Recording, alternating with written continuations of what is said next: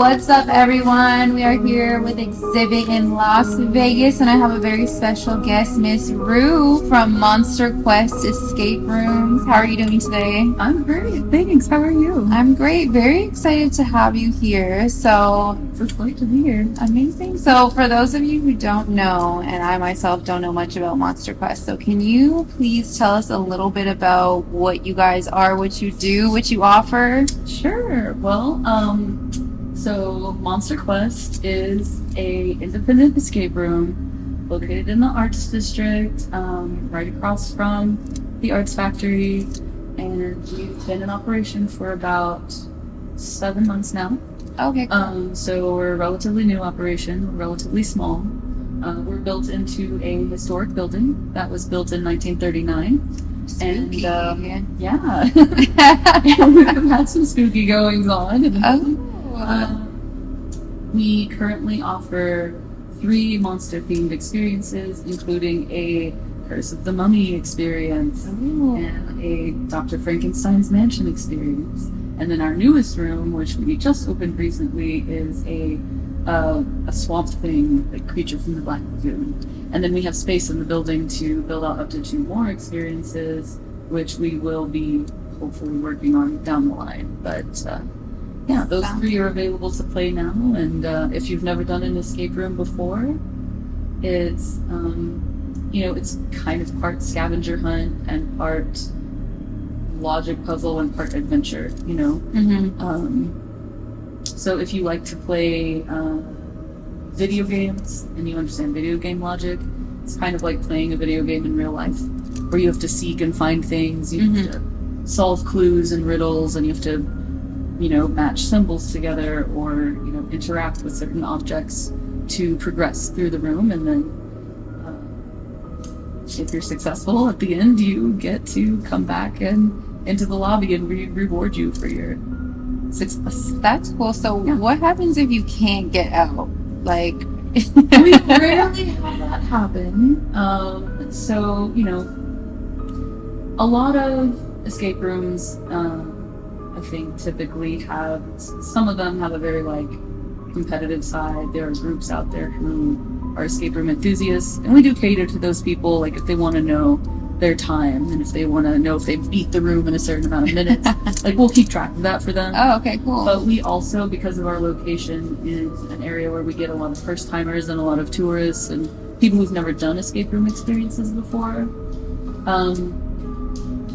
We try to ensure that everyone leaves their experience feeling like they had a positive time, a positive experience, and they had a good time, and they might want to, come back and play another room or tell their friends. We never want to make anyone leave feeling like they're you're a loser, So you suck. Yeah, we never, but there are fail scenes that can be triggered in the rooms if people are taking just way too long and just not getting it. It is possible to fail. It's rare that people do. Got it. I know that it's pretty typical in the escape room industry to have a very visible timer somewhere in the room, like a screen on the wall with a countdown. Oh God! That would give me anxiety. Yeah. But we don't do that. Our puzzle designer is not fond of that as a motivational tool, I guess I would say. So we let people know our experiences are designed to take about an hour. But if you get to 59 minutes and 59 seconds and you haven't finished the final puzzle, but we can tell you're really close. Yes. We're gonna, let you figure it out. Okay, so the monsters will not get you if you can't figure it out. They might. Probably not. You'll probably survive. Okay, good. So you have 3 rooms currently. Do you change them out over time? It's an interesting question. On one level, no. When the room is built, a lot of investment goes into the initial build of a room, because first you have to, come up with a scenario that you want to, envision, what is the experience going to be like, and then you think about the storyline, the puzzles that will be embedded in that storyline and how you'll progress from one to the next, or if there's multiple things that can be done at once. And then there comes the phase where you have to build the props and write the software sequencing and get the automation going and do playtesting. So by the time a room opens, some significant investment of time and energy has gone into the room build as it currently is. Now that being said, our puzzle designer, Bizarro Galore, shout out to him. He's amazing, and we're very lucky to have him. His philosophy is mainly that, rooms are kind of living entities. And so over time, when, we've had the chance to observe many, many groups going through a room, our staff is really good about giving the designer and the owner feedback about what is working well, what is not working well. Is this particular puzzle breaking a lot? Are people getting stuck here and just not having fun? Do we need to maybe revise that moment in the storyline? And so in that sense, we do occasionally refresh items, revise puzzles, take old puzzles out, put new puzzles in. Got it. But the experience as a whole, it's still it'll still be a Curse of the Mummy experience. It's kind of like an Indiana Jones, Egyptian themed treasure hunting experience. Right. But within that, we might change out some things. And if you've played it through once, I wouldn't say it's something you want to come back and keep doing every week or every month or something like that. But if you played it a year ago or 2 years ago and you come back and see it, it's probably different than what you imagine. Got it. Yeah. Now you mentioned you have groups of escape room enthusiasts. As opposed to someone like me, I've never been to an escape room before. I used to play the desktop escape room game from I don't even know how long ago that was. Yeah. And it was so spooky. But do you guys have different levels of where okay, this is gonna be really hard if you're I do this, or someone who's a beginner who's never done it before? Do you have levels to this? Different people have different types of intelligence. Everyone is good at something, but most people aren't good at everything. Excuse me. So for example, someone might really be great at math, and then they're really good with left brain thinking, logic, sequences, patterns. Another person might be really good with language, and they're really good at solving riddles or a poetic, understanding of what's going on here. Some people are really good at, they're really tuned into audio cues or audio visual cues. Some people are very, much more tactile. If they can be hands-on and they can touch or play with a thing, they can figure it out. So the two best indicators of success that I have found over time with escape room groups is, number one, the composition of the team you bring with you kind of matters. Do you have someone that's good at math on your team? Do you have someone that's good at riddles on your team? Do you have someone who's good at symbology or pattern matching, that kind of thing? And then the second thing is, how well do you communicate with each other? Because I've seen beginner groups who didn't know anything about escape rooms do really well because they shared every little detail with each other the whole time, and they got through it together. And then I've seen groups where you had one person who was I've done 200 escape rooms, I'm a rock star, and, a real enthusiast, and they go through and they've come to visit and brought their family who isn't as experienced or something, and they will go through the room and in a manner which we've come to refer to as being confidently incorrect, and they will explain how they think the room is supposed to work to their team, and they're very sure that that's how it's supposed to work, and then they're surprised when it doesn't work that way. And meanwhile, the people who are not as experienced will sometimes be quiet about their discoveries because they feel like it's not important, or they're feeling a little insecure with respect to the experience, the more experienced player. So that leads to a failure to communicate, and their group struggles. So when people ask what what rooms are good for beginners or what rooms are good for experienced players. The truth is, all of them are good for any group as long as you're willing to talk to each other and not keep things to yourself. Mm-hmm. And, you know, as cheesy as it sounds, teamwork makes the dream work. Right. You gotta work together, y'all. It's true. It's really true. So you said you have a puzzle designer. Yeah. But does he ever share like where he got his inspiration for like certain rooms? Are you guys like involved in that? Like, do you know how that works? So Bizarro is a really creative guy. I've known him for many years. He's actually a professional magician. Oh, interesting. By trade, yes. And not only is he a magician in his own right, but he has also developed tricks and puzzles for his own act, and also ones that have been patented and sold in like magic shops and catalogs and things like that. And he's also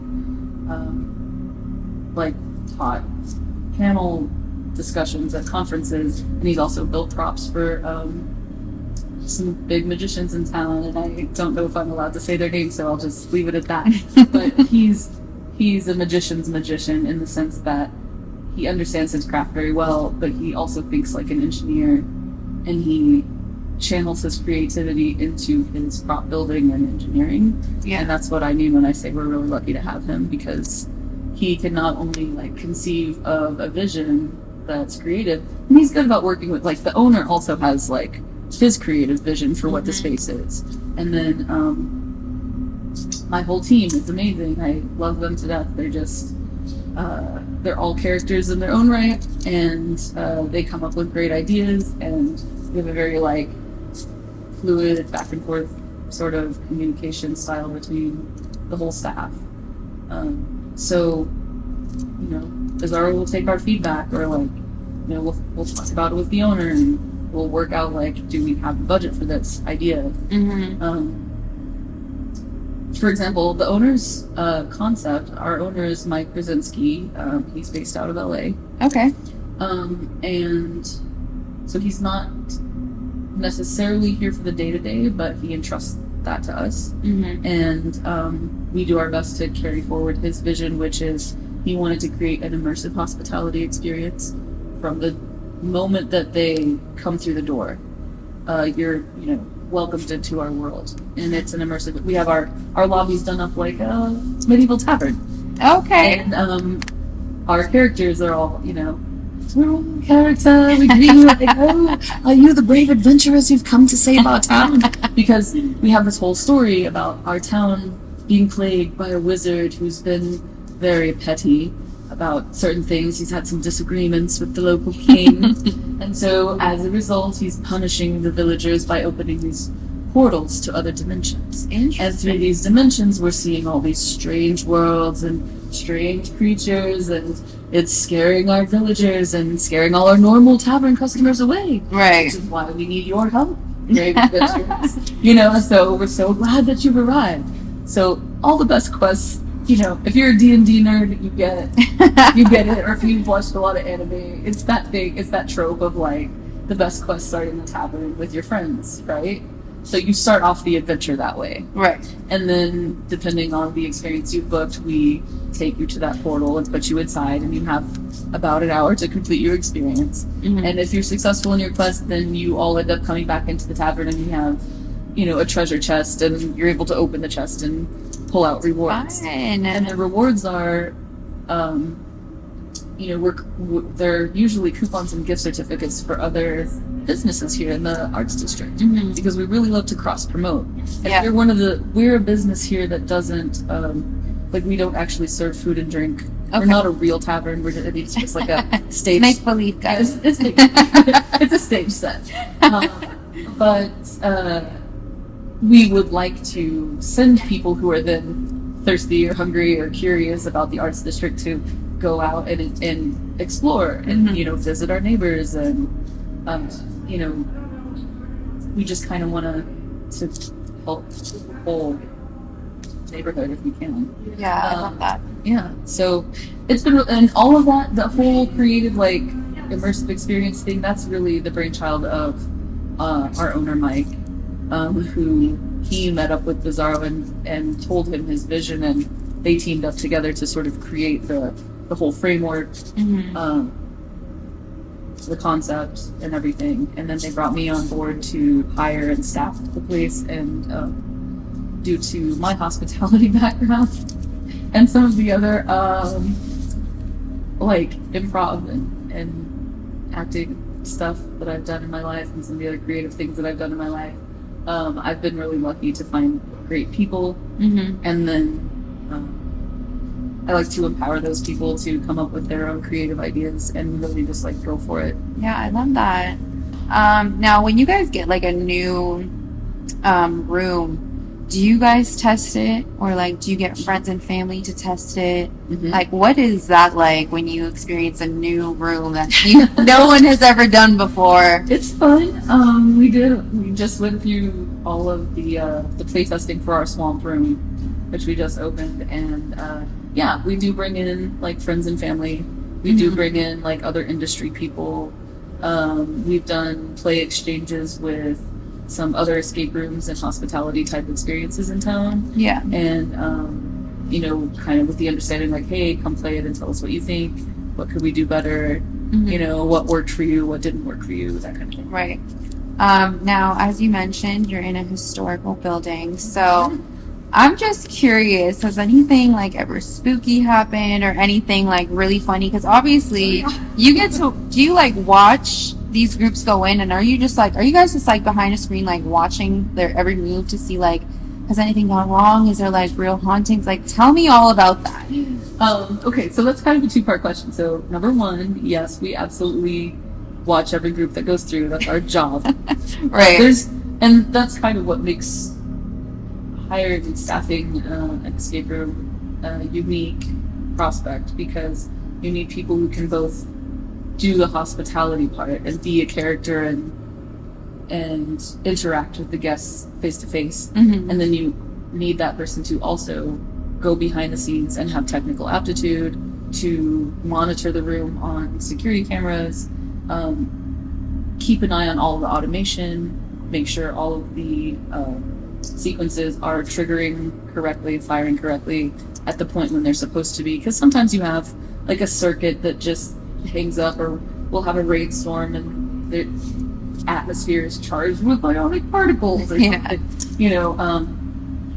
So sometimes things go wrong, or you know, we have to like reset very occasionally. If it's really just hung up, we will, that employee has to make the judgment call of pulling the players out of the room and asking them to be patient for a moment while we go in and try to tech our way through the technical difficulty. And because it is an old building, aside from any paranormal activity, we do get things like weird wiring issues. Or, you know, like when it rains and it gets damp, things get like soften or expand or contract. And so like sometimes we have some little like technical issues that we gotta deal with in that sense.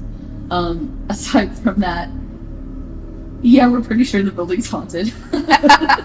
But they've been friendly so far. Okay, good. We are very kind to them, and they've been cool to us. They probably love it. They're like, yeah, we get to scare people. Like, I love it here. One time, actually recently, myself and one of my employees were there, and I was sitting in the control room, and he was in the back room, like restocking something, and in our lobby, which was currently completely deserted and empty, we have this like key on the wall. It's like an iron key that sits on a wooden plaque, and just out of nowhere, it just went boop, and it jumped off the wall, like it threw itself off the wall and clacked to the ground. And I was like, I called out for my employee. I was like, "Was that you?" And he called out to me like, "Was that you?" And we were both like, "No." And he went in to check it, and he was like, "I wasn't there before." I picked the key back up and put it back on the plaque, and we were just kind of looking at each other like, "Are you serious right now?" I must have sat in the control room and played the sequence back like 10 or 15 times. I was like, "Just, are we are we seeing what I think we're seeing? So then we had to like let the owner know, and he's like, put this on social media. Okay, I think I did see that video, but I thought it was like something you guys had set up, like a haunted room. No, that was real. That was a real moment. Okay. And we captured it. Like I literally took that video of the security camera sitting in the booth reviewing the footage myself. Like I couldn't believe my eyes, and I was like, is this for real? And I was just playing back like that little 30-second sequence to myself over and over, like, oh my god, that really happened. And then, you know, other little things will happen, like when you're there by yourself, weird flapping noises happen. Not the like flapping noises. I think the flapping noises, to be honest, I think the flapping noises might be air filter things that like pop up when the air comes on. But sometimes it doesn't sound like that. And there's no air blowing, so you're like, what was that? And then other times we hear footsteps. Several of my employees have reported hearing footsteps in the hallways when the building is otherwise unoccupied. They say they're kind of like a softer woman's boot kind of sound. Like a smaller person, but you know, spooky. Yeah, kind of a clack or click clack of someone's boots walking on the tile, because we have these like old Spanish tiles, so it's kind of a distinctive sound. One of my employees reported seeing the swish of like a black skirt around a corner the other day in our swamp room. Lady in the swamp. Yeah, so I don't know. We weren't able to recreate it. I mean, we usually, the thing about it being an automated experience is you have to go into it sort of with a dry, skeptic, technical mindset. And you have to really be your own best critic. And if it is a technical failure that you can physically fix, you need to not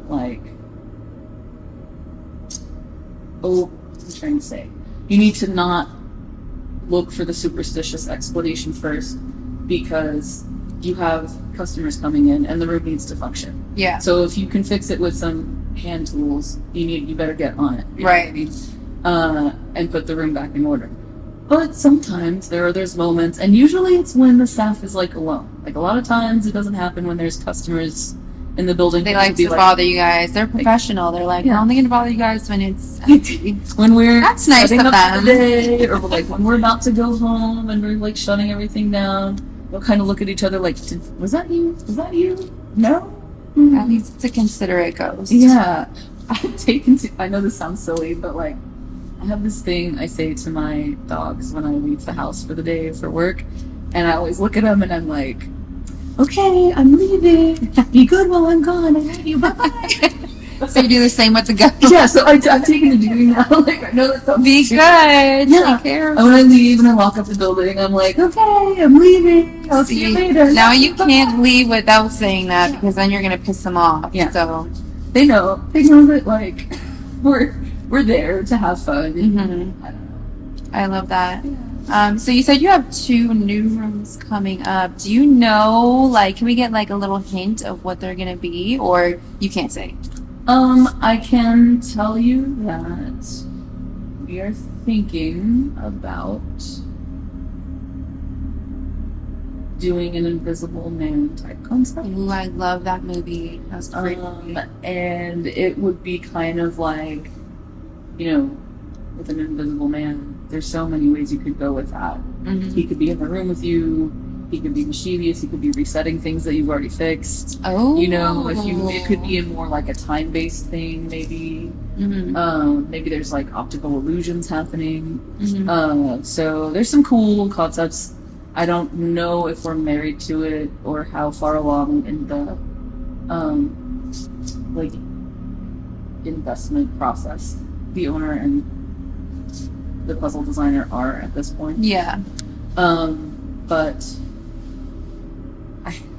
I do think that's probably a likely thing to happen. I don't have a time frame on it. Okay. It might be next year before we actually get to it. And then the final room, I can tell you, it's going to be the Wizard Tower. Oh. Or, you know, the Wizard's Lair or whatever. His magic workshop. Because the concept that the owner has is a very like episodic concept where if you have come through and you beat all of our other rooms, then you get to come back and fight the final boss. Oh, right? final boss. Ooh, that's fun. Because he's the wizard who's been plaguing the village, and then it's like, how do you stop him from opening these portals in the first place? Mm-hmm. Is he as evil as everybody thinks? Is he Yeah. gonna get trapped by his own creation? We don't know. Mm-hmm. You know, we don't know. And so, like, maybe he is the baddie. Maybe it's going to be a moment where it's like, you know, less, maybe there's a big buildup and then there's some sort of comical payoff. I don't really. Mm-hmm. But I've heard different ideas thrown around. They all sound fun. With a wizard castle or wizard lair, like, you could do a lot of fun things with it. Yeah. Yeah. The fun part of this business is dreaming up, like, all the magical things that you could do. But then when reality comes in, you actually have to build it. It actually has to work. It has There's a lot that goes in it. Like, it has to Yeah. stand up to daily use and sometimes abuse by people who come through and just push on things, pull on things, Right. whatever. And we have a standard disclaimer that we give people, like, you know, be gentle. Don't go too crazy. These puzzles are solved more with the power of your mind than your muscles, Mhm. you know, that kind of thing. Like, most escape rooms have a standard disclaimer they go through, Right. and we'll tell them, like, hey, you know, don't destroy things because then your experience will have to end early and you don't want that, do you? Right? So that kind of enrolls them in, like, mentally being protective of the set Mhm. rather than Yeah, that makes sense. destructive of it, which is a good, I mean, it works 90% of the time. It works every time. But, you know, you do get groups that go through and just, like, either they're new and they don't know their own strength, Mhm. or they're a little tipsy. Hey, it's Vegas. You know, maybe they've been drinking. You know, or sometimes, you know, they just really think this is the answer and they're just trying to brute force it. And sometimes people do stumble on an answer without solving the puzzle. Like, sometimes they just have, like, a beginner's luck. Oh. Like, brute force their way. I've seen it Yeah. happen in a couple of times, like, different ways, but not often. You know, Mhm. normally our upkeep in terms of maintenance is kind of more minimal than I thought it would be, to be honest. Interesting. When we started, I kind of anticipated having to break out the power tools and fix things, like, multiple times a day. But people are generally pretty respectful. Yeah. We do appreciate that. That's good. And where can we find you on Instagram? On Instagram or TikTok, you can find us at Monster Quest LV for Las Vegas. Or you can find us online at monsterquestescaperoom.com. Amazing. Well, thank you so much, Rue. We loved having you. Thank you. It was a pleasure being here. It was really nice to meet you. You too. Thanks.